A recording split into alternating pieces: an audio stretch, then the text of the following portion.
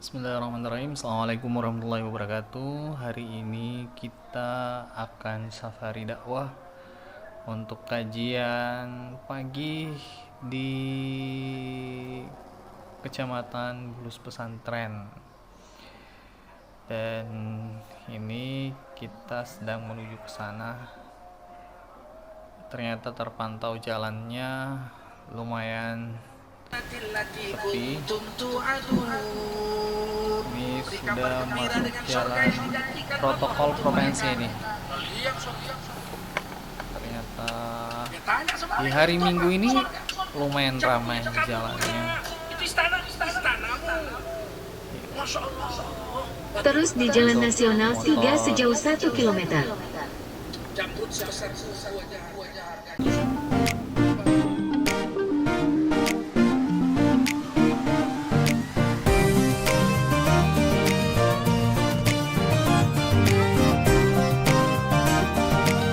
Ya Rabbi bil Mustafa baligh maqasidana wa fir lana ma madaya wasi'al karami huwal habibul ladzi turja syafa'atuhu li kulli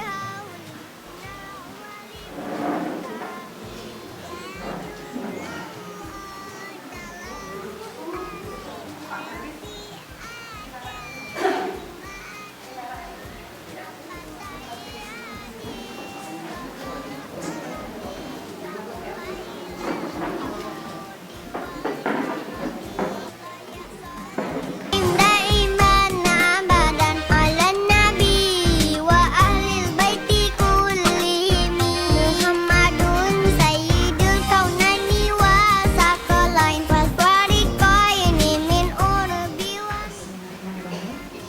Assalamualaikum warahmatullahi wabarakatuh.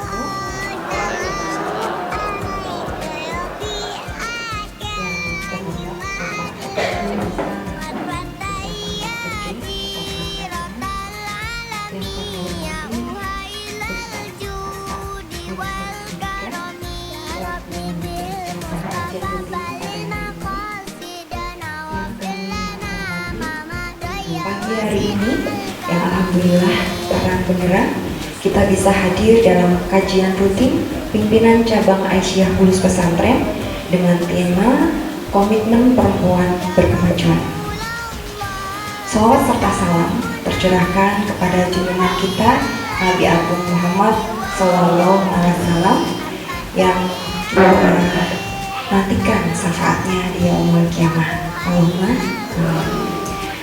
Bapak Ibu yang kami hormati, perkenankan saya selaku pembawa acara akan menyampaikan susunan acara pada pagi hari ini. Acara yang pertama yaitu pembukaan, acara yang kedua menyanyikan Indonesia Raya, dilanjutkan dengan mendengarkan lagu Mars Aisyah. Acara selanjutnya yaitu sambutan dari Ibu BCA Bulus Pesantren. Acara selanjutnya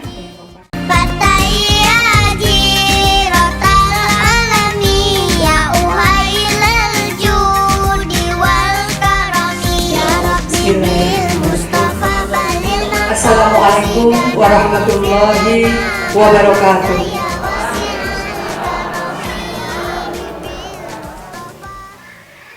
Yang terhormat Bapak Kepala Desa Tambak Reja, alhamdulillahirabbil alamin sudah hadir hari ini, terima kasih sekali. Yang kami hormati Ustadz Muhammad As'ad MPD, beliau adalah dosen dari Universitas Muhammadiyah Gombong. Ini asli Makassar, Ibu-ibu. Jauh sekali ya kita bawa Ustadz dari Makassar ya, yang mau mudik insya Allah bentar lagi. acara inti yaitu kajian rutin pimpinan cabang Aisyah Bulus Pesantren dengan tema Komitmen Perempuan Berkemajuan yang akan disampaikan oleh Ustadz Muhammad As'ad Magister Pendidikan yang berasal dari Universitas Muhammadiyah Gombong. Kepada Bapak Ustadz As'ad kami persilakan.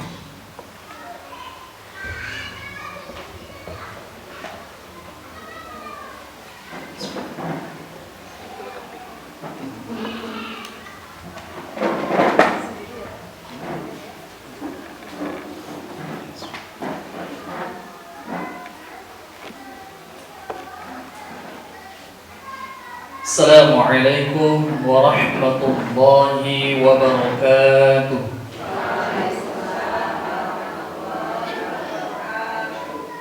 Suaranya kentara ya Bu di belakang?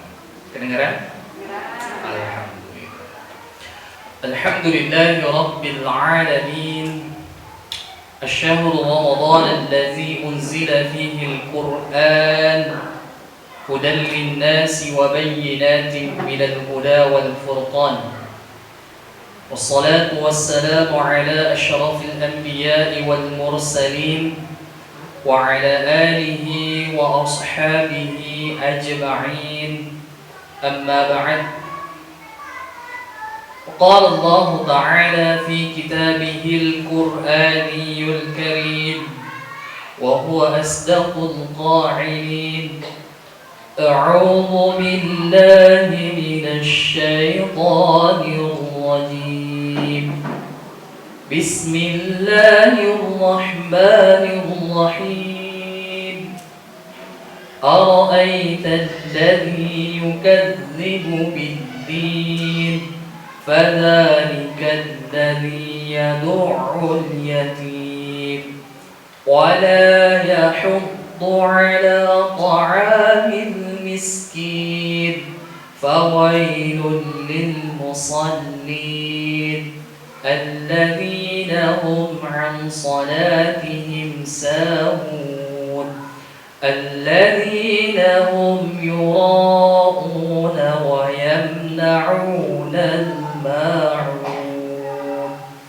صدق الله العظيم وبلغ رسوله النبي الكريم ونحن على ذلك من الشاهدين والشاكرين والحمد لله رب العالمين. Yang terhormat Bapak Kepala Desa serta jajarannya, yang mohon maaf saya tidak bisa menyebutkan satu persatu. Kemudian yang terhormat dan yang sama-sama kita hormati Ibu Ketua PCA Bulus Pesantren beserta jajarannya. Alhamdulillahirabbil alamin. Kemudian tokoh masyarakat juga yang sama-sama dimuliakan oleh Allah Subhanahu wa taala. Gimana kabarnya Ibu? Sehat? Alhamdulillahirabbil alamin. Bapak Ibu yang dimuliakan oleh Allah Subhanahu wa taala, pertama tak lupa kita panjatkan puji syukur kehadirat Allah Subhanahu wa taala atas limpahan rahmat yang diberikan. La in syakartum la azidannakum wa la in kafartum inna 'adzabi lasyadid. Siapa di antara kalian yang mensyukuri nikmat yang diberikan oleh Allah, syukur itu artinya menggunakan manifestasi atau mempergunakan apa yang diberikan Allah untuk mendekatkan diri kepadanya. Bapak Ibu, mata diberikan sama siapa? Sama Allah. Sering kebanyakan dipakai ngaji apa melihat HP?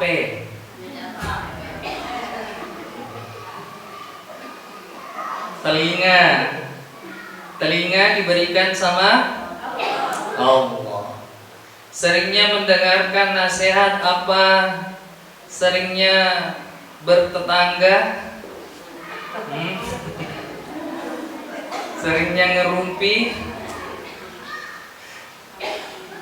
Mulut yang diberikan sama Allah, seringnya mengucapkan perkataan yang baik, membaca Al-Quran, atau apa sering digunakan untuk menceritakan, tahu nggak sih?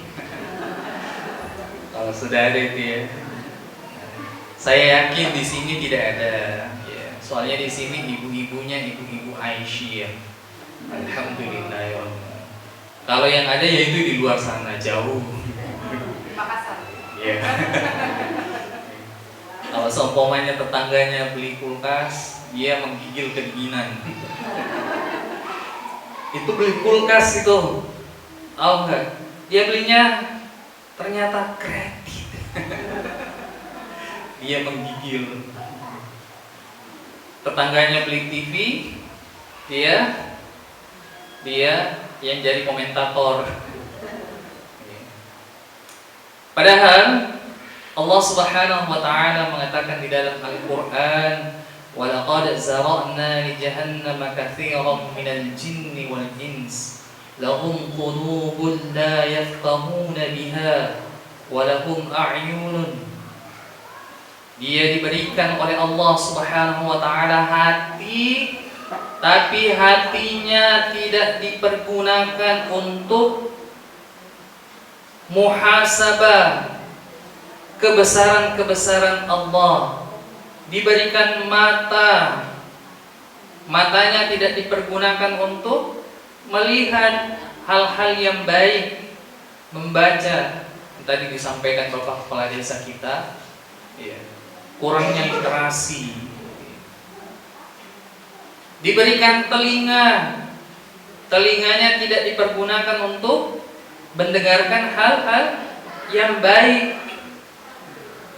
Sehingga Al-Quran mengatakan orang yang semacam ini balhum adhal, dia itu lebih rendah derajatnya dibandingkan dengan hewan yang melata.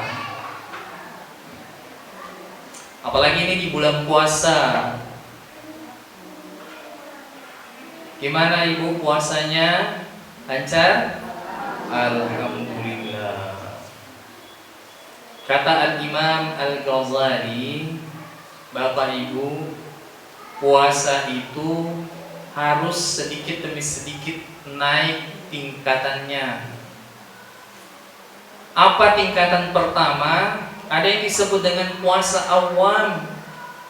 Puasa awam itu apa?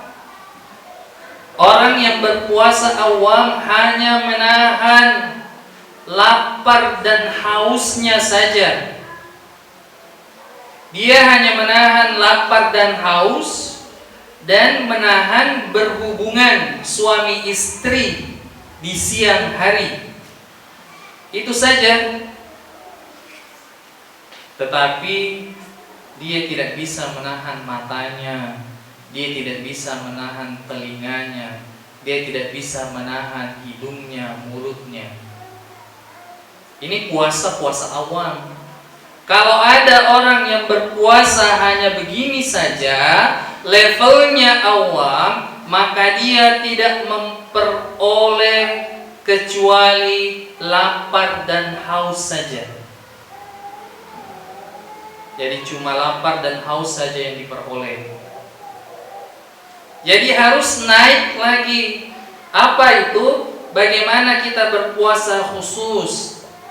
Itu puasa yang menahan dari lapar dan haus, kemudian menahan hawa nafsu, menahan mata, menahan telinga, tahan semuanya.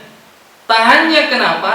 Tahannya untuk melakukan perbuatan yang sia-sia, apalagi perbuatan yang dilarang oleh Allah.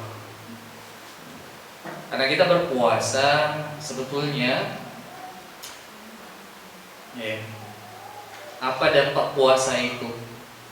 Puasa itu melatih kita. Melatih untuk apa? Untuk tidak rakus. Karena kenapa? Berpuasa itu hal yang halal saja itu haram. Makan makanan yang kita masak sendiri, minum minuman yang kita beli sendiri, pakai uang sendiri, keringat sendiri. Tetapi ketika kita ingin meminumnya di bulan suci Ramadan, maka itu haram hukumnya. Maka daripada itu, setelah nanti selesai bulan suci Ramadan ini, bagaimana kualitas hidup kita meningkat terhadap hal yang halal, kita tidak rakus, apalagi terhadap hal yang haram yang dibenci oleh Allah Subhanahu wa taala. Bapak Ibu yang dimuliakan oleh Allah Subhanahu wa taala. Nah, ternyata kalau kita ingin melihat apa sih tujuan utama kita diciptakan oleh Allah Subhanahu wa taala.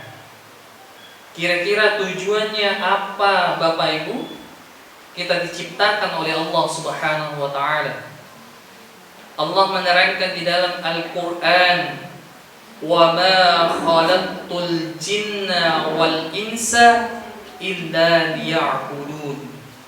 Tidaklah aku ciptakan manusia dan jin kecuali liya'budun, menyembah kepada siapa Bapak Ibu? Kepada Allah Subhanahu wa ta'ala. Jadi segala sesuatu yang kita lakukan itu harus memiliki potensi ibadah kepada Allah. Karena kenapa? Kalau kita melihat roman-romannya ya, kalau saya sendiri mengoreksi diri sendiri, roman-romannya kalau saya kemungkinan untuk masuk surga itu ya masih jauh sekali. Kenapa masih jauh? Puasa saya tahu tiap tahun puasanya berapa. Salat saya tahu tiap hari salatnya berapa. Kemudian perbuatan yang sekiranya melanggar juga pernah saya lakukan. Kalau seumpamanya mengharapkan itu saja, roman-romannya jauh. Karena kenapa?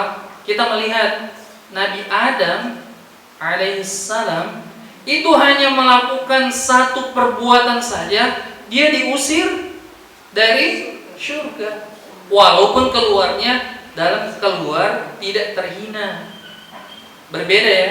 Berbeda keluarnya Nabi Adam sama keluarnya iblis, syaitan, jin dari surga.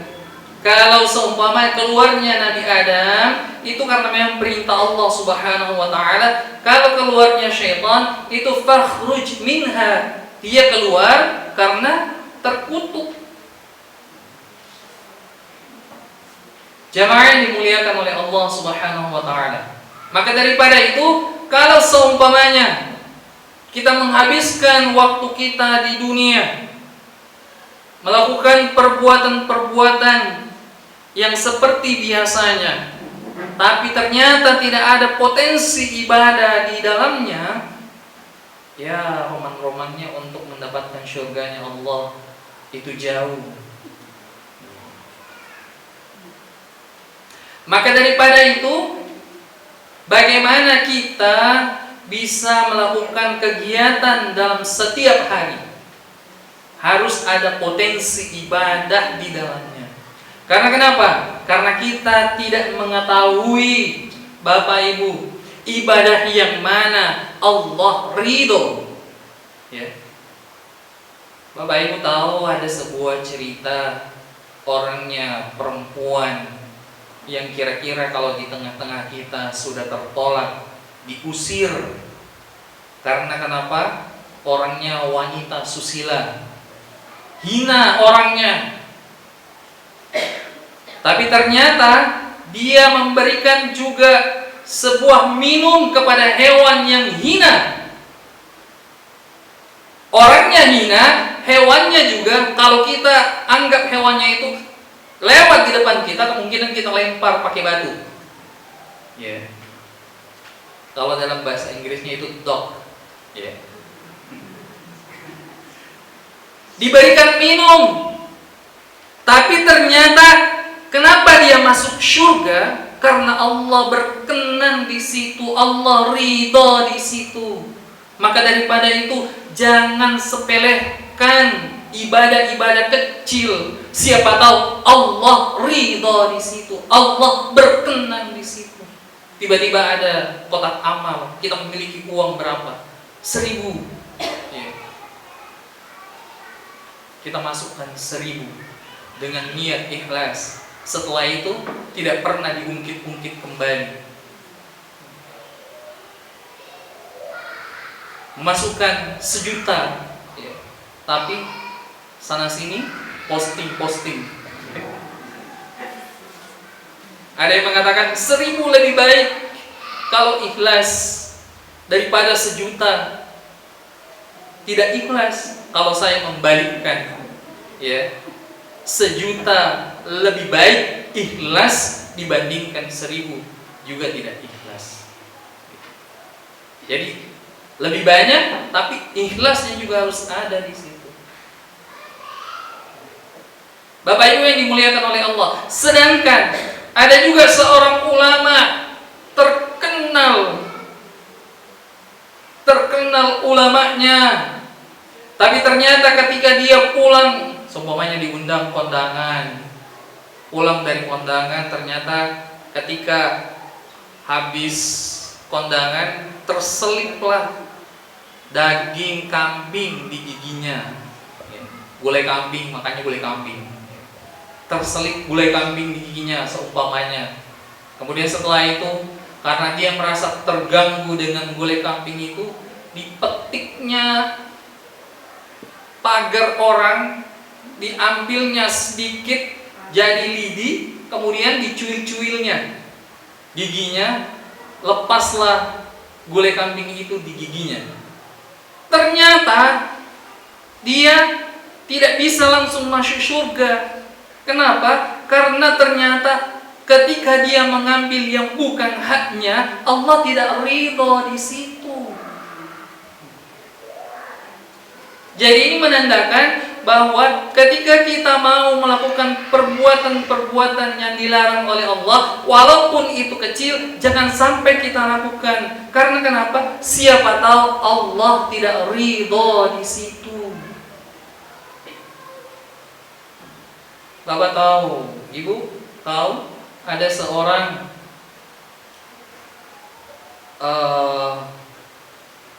yang melahirkan salah seorang imam mazhab, ya. Dia bisa melahirkan seorang anak yang begitu cerdas karena ternyata memang dari orang tuanya, bapak ibunya juga memiliki bibit unggul. Suatu hari, ini saya sampai jam berapa ini, Bu Siti? Jam 11. Suatu hari, ternyata ketika seorang pemuda jalan-jalan di pinggir sungai di Mesir, ya, saya lupa namanya. Ketika waktu itu dia mendapati dirinya sedang lapar. Kalau biasanya orang-orang lapar itu biasanya untuk berpikir itu tidak begitu matang. Makanya orang-orang yang memberikan orang makan kepada orang lapar itu salah satu orang-orang yang dirindukan oleh surga. Jadi ada 4 golongan yang dirindukan surga. Salah satunya memberikan makan kepada orang yang lapar. Apalagi bulan puasa ini, banyak-banyak memberikan takjil makan. Siapa yang memberikan makan kepada orang yang berbuka puasa, maka dia mendapatkan pahala sama seperti orang yang berpuasa, tanpa mengurangi pahala puasa orang yang sedang berpuasa. Ternyata ketika itu dia berjalan-jalan di pinggir sungai, mendapati ada sebuah apel yang sedang mengalir. Sebuah apel, tiba-tiba diambilnya apel itu, kemudian dimakannya. Setelah masuk 1 gigitan di mulutnya, ke perutnya, kemudian baru dia terpikir, ini apel siapa? Ini bukan hak saya, ini bukan punya saya. Saya mesti harus meminta kehalalannya. Kalau kita, Pak Ibu, udah jatuh. Ini rezeki dapatnya. Apalagi tuh yang lagi viral itu, dia sengaja tuh mobilnya dimepetin sama pohon mangga, kemudian dibuka jendelanya, setelah itu masukin mangganya, ditutup kembali. Katanya bukan saya yang ngambil, tapi jatuh sendiri. Ketika waktu itu ternyata walhasil dia ingin mencari siapa pemilik dari apel ini. Ditelusurilah sungai itu. Ternyata didapatinya ada sebuah kebun apel. Ternyata ketika itu dia naik kemudian bertanya, wahai si fulan, siapakah pemilik kebun apel ini? Apakah engkau? Ternyata orang yang di situ hanya penjaganya. Dia mengatakan, saya bukanlah pemilik apel ini. Saya hanya menjaga kebun ini. Saya hanya merawat kebun ini. Kalau engkau mencari pemilik apel ini, dia tinggalnya jauh, sekitar 8 km dari sini. Jadi dia mengatakan, saya menemukan apel dan memakannya. Saya ingin meminta kehalalannya, keberkahannya. Dia mengatakan, kalau engkau ingin meminta keberkahannya, maka mintalah kepada yang punyanya. Kamu harus ke sana. Kamu ke sana.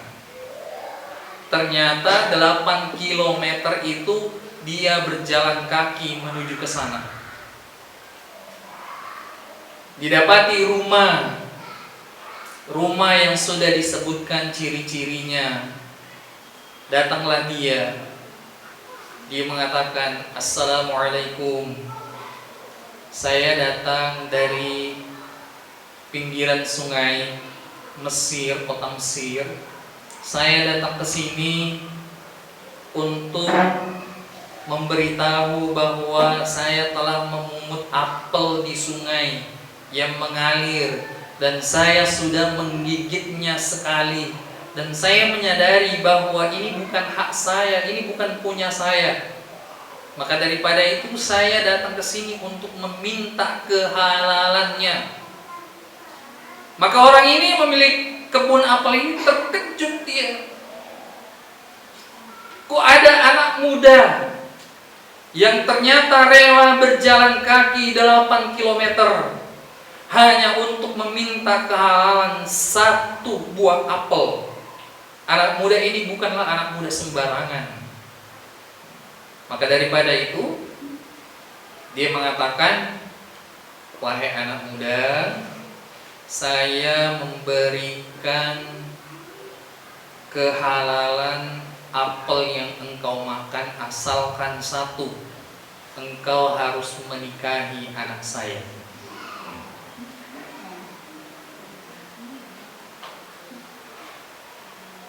Kalau biasa ibu, ada yang datang ke rumahnya, lihat dulu intip di jendela, mobilnya apa ya?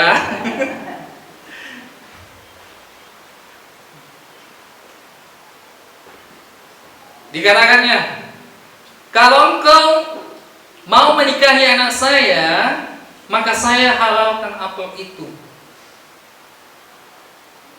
Wah, dia mikir, apel yang sudah dimakannya itu haram. Ketika nanti hal yang kita makan haram itu hanya bisa dibersihkan sama api neraka. Dia takut.